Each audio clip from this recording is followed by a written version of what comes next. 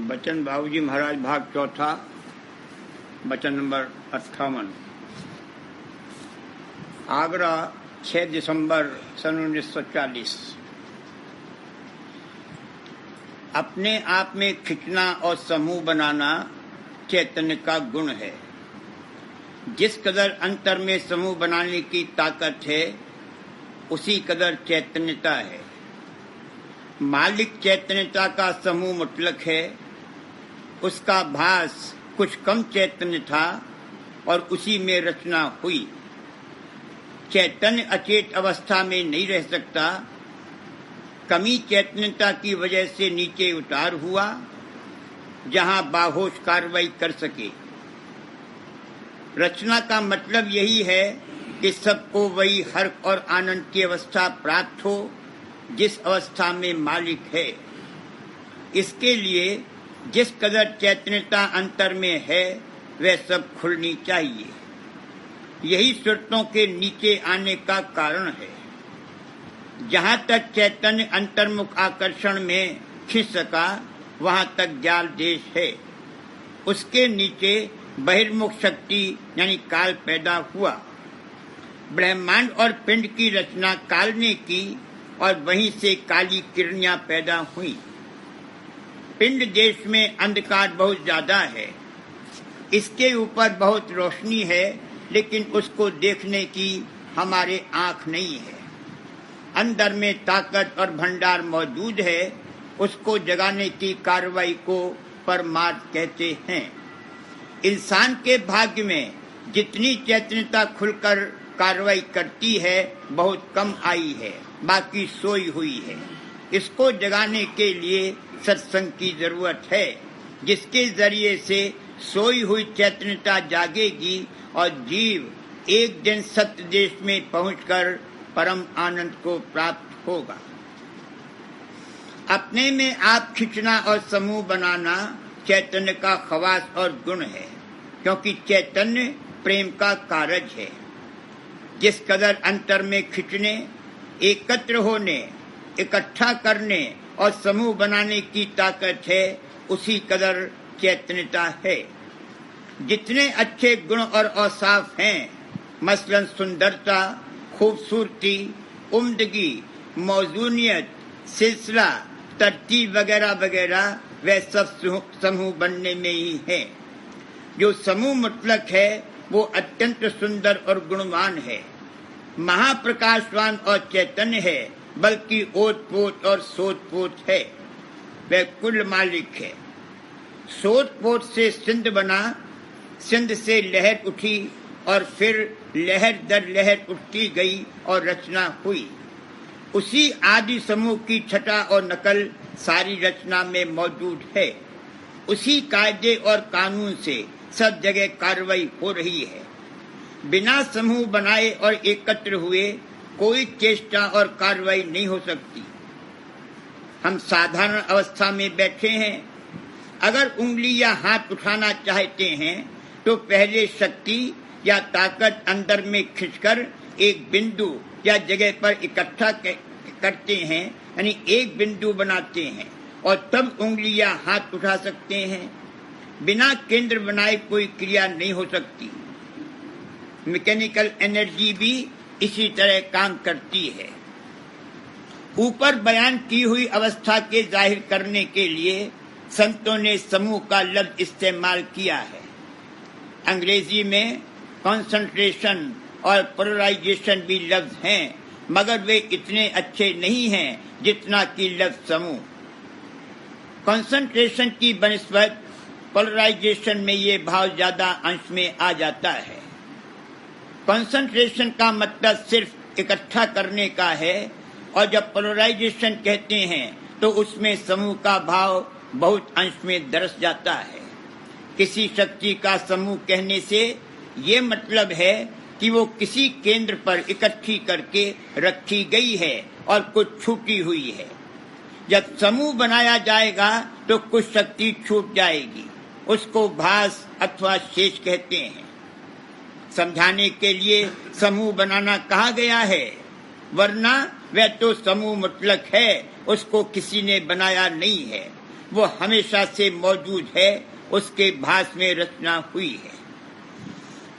वो समूह मुतलक और परिपूर्ण है, वही वजूद मुतलक है।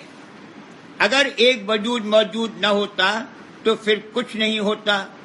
उसका भास अथवा शेष जो कि छूटा हुआ था उस घाट पर अचेत था, क्योंकि उस दर्जे का समूह उसमें नहीं बन सकता था, और जब तक ये न हो उस घाट पर चेत नहीं आ सकता।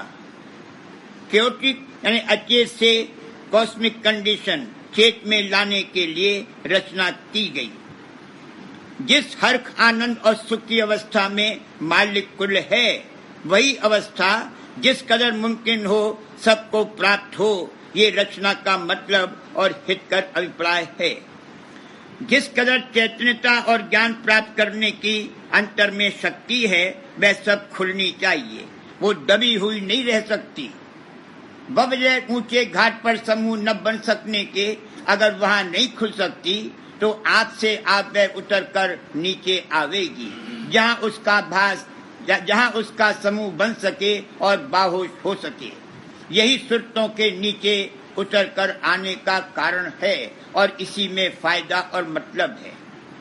अगर गौर से देखा जाए तो मालूम होगा कि जितनी कार्रवाई यहाँ हो रही है सब इसीलिए है कि बेसिलसिले और बेतरतीब और बिखेर की हालत सिलसिले और तरतीब में आवे और समूह बने।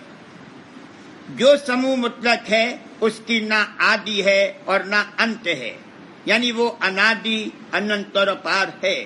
उसका आकर्षण प्रेम आकर्षण, चैतन्य आकर्षण और अंतर्मुख आकर्षण है।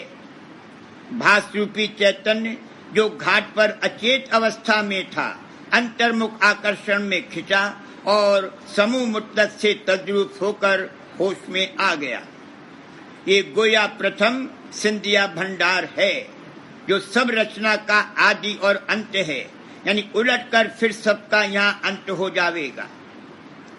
इस सिंधिया भंडार से जो धार निकली और उसने समूह बनाए, और हर समूह के बाद जो उसका भास छूटा वो पहले वाले भास से कम चैतन्य होता गया, मगर जहाँ तक ये अवस्था रही कि केवल अंतर्मुख शक्ति के आकर्षण में आकर्षित होकर समूह बन गया, यानी अचेत से चेत अवस्था में आ गया, वहाँ तक की रचना जाल देश और निर्मल चैतन्य देश की है। समूह बनते बनते और उसके शेषाभास छूटते छूटते जब शेष अथवा भास में इस कदर न्यूनता और कमी चैतन्यता की आ गई कि अब वह अंतर्मुख आकर्षण में नहीं खिंच सकता, तब दूसरी रीति से रचना हुई जो पिंड और ब्रह्मांड की रचना है। जाल देश की रचना में ये था कि भास में क्षय शक्ति से मुतासिर होने की ताकत थी, यानी उधर से स्वयं खिंचाव हुआ और इधर से फौरन खिंच गया। किसी दर्जे पर पहुंचकर ऐसी अवस्था पैदा हुई कि उधर का तो खिंचाव मौजूद है मगर इधर से खिंच नहीं सकता। खिंचने और मुतासिर होने की ताकत नहीं रही अथवा कम हो गई। इस दर्जे पर पहुंचकर बहिर्मुख शक्ति यानी बैरूनी ताकत पैदा हुई, वही काल है। अब जो रचना हुई उसका अंतर्गत प्रेरक तो मालिक ही है, मगर उसका करने वाला काल है। जाल देश की रचना जाल पुरुष ने रची और जाल देश के नीचे की रचना जिसमें पिंड और ब्रह्मांड है, काल ने की। उसको काल इसलिए कहते हैं कि प्रथम काली और अंधेरी किरणियां इसी जगह से उत्पन्न हुई। ऊपर जाल देश में अंधेरा नहीं है। उस प्रथम भास को जिसमें जाल देश की रचना हुई संतों ने ढूंढूकार कहा है। ढूंढूकार का मतलब ये है कि वो अचेत अवस्था में बेसिलसिले और बेतरतीब हालत में था।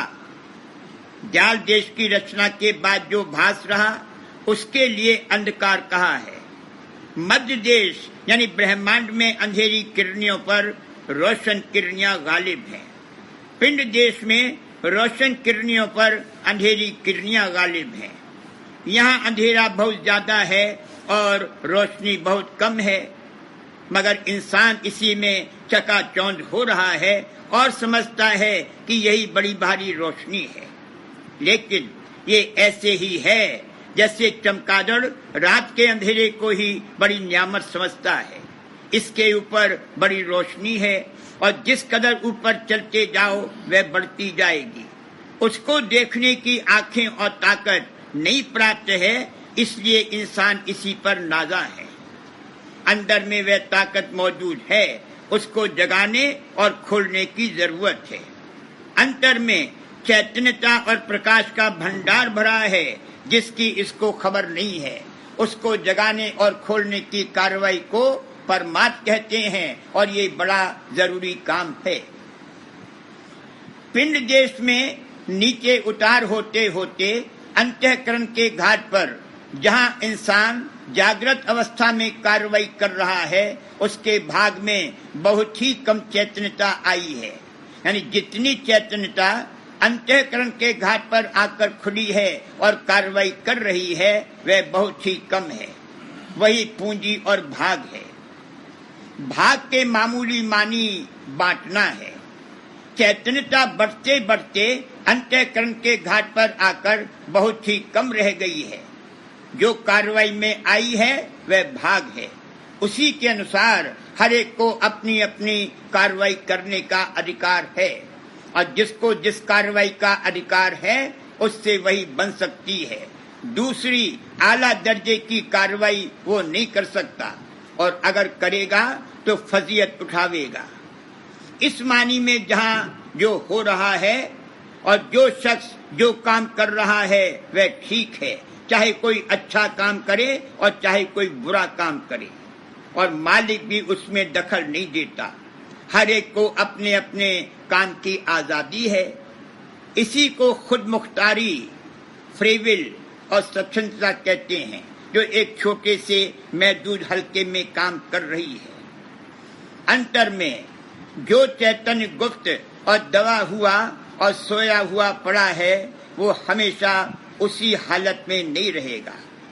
जैसा कि ऊपर कहा गया है, वो अचेत से चेत अवस्था में आवेगा। उसके लिए कुदरत के कायदे से ऐसा इंतजाम रखा गया है कि एक खास दर्जे से ज्यादा चैतन्य शक्ति का बिखेर नहीं होने पाता। बिखेर के बाद फिर उल्टाव होता है। इस तरह कुल कार्रवाई की संभाल अंतर में हो रही है। वो प्री डेस्टिनेशन, भाग्य या तकदीर है।